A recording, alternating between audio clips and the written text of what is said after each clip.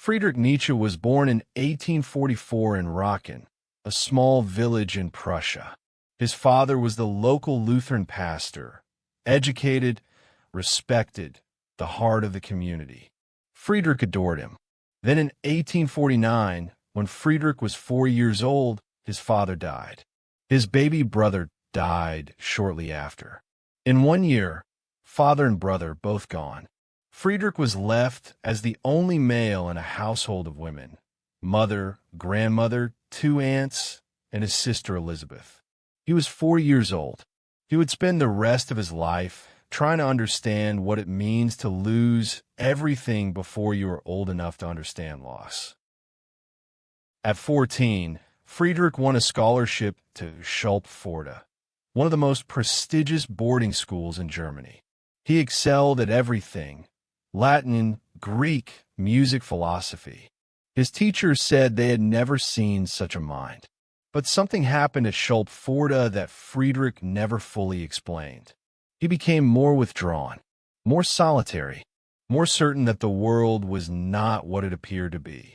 The brilliant young boy who had written cheerful diary entries about God's goodness began to question everything. The wound that would shape his philosophy was forming.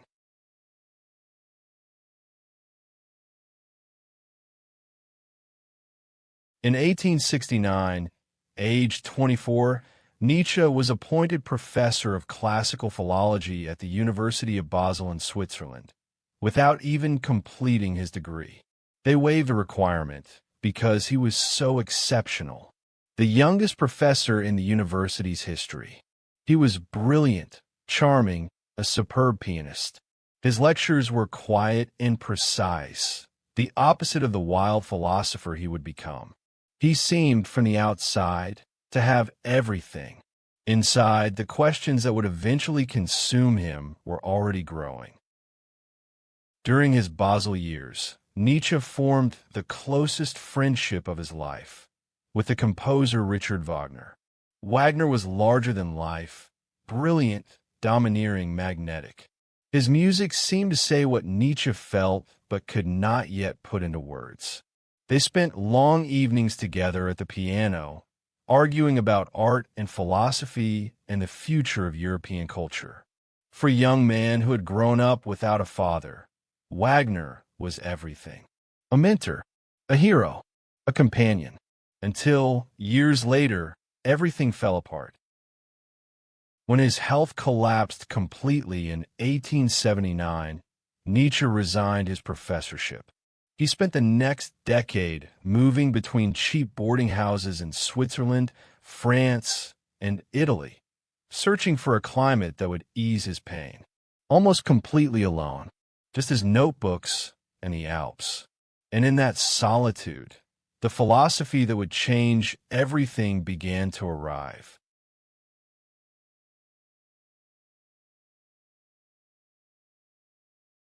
In 1882, Nietzsche wrote one of the most famous passages in all of philosophy. A madman, a bearded, wild-eyed man, runs into a busy marketplace holding a lantern in broad daylight. People laugh at him. He cries out, "God is dead. God remains dead, and we have killed him." He was not celebrating. He was warning. He meant the beliefs that gave European life its meaning, its sense of purpose, its moral framework were collapsing. And most people had not yet noticed. His question was not, does God exist? His question was, now that we have stopped believing, what gives life meaning? How shall we live? Nietzsche's answer was not despair. It was a challenge. If the old values are gone, create new ones.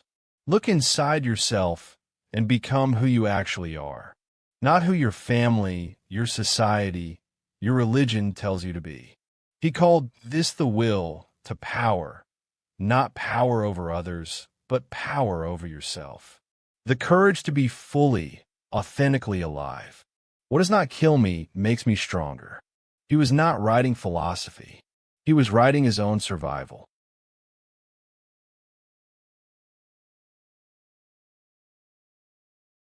In January 1883, Nietzsche wrote the first part of Thus Spoke Zarathustra in 10 days. 10 days. A prophet named Zarathustra descending from his mountain to teach humanity. What does not kill me makes me stronger. Become who you are. The highest human being creates their own values. He sent it to his publisher. Almost no one bought it. He printed 40 copies of the fourth part at his own expense. 7 were given away to friends. He sat alone in his small room and wrote, I have given humanity the greatest gift it has ever been given. Nobody heard him. Nietzsche spent his most productive years almost completely alone. He would sit in cafes and parks, surrounded by people but utterly isolated. He watched couples walking together, families at dinner, friends laughing. None of it was available to him. His sister Elizabeth later betrayed his ideas, handing his writings to the Nazis, who twisted them into the opposite of what he meant. He had written against nationalism, against anti-Semitism, against power over others. He did not live to see what was done to his words.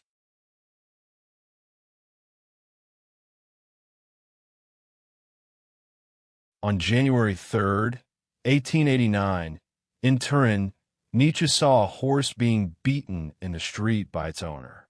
He ran to it. He threw his arms around the horse's neck, weeping.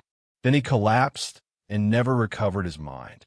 For 11 years, until his death in 1900, he sat in a chair, mostly silent. The man who had written the most ferociously alive philosophy of his century sat in silence.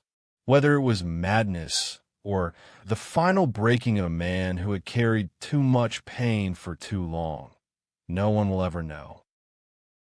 Friedrich Nietzsche died in 1900. He never knew he was famous. He never knew that Freud, Jung, Heidegger, Camus, every major thinker of the century that followed, would build on his foundations. What does not kill me makes me stronger. God is dead, now what? Become who you are. These are not the words of a madman. They are the words of a man who lost his father at 4, who carried hidden wounds his whole life, who lived in poverty and pain and complete isolation, and who still chose to ask the hardest questions and answer them as honestly as he could. The world was not ready for him. It has been living inside his ideas ever since.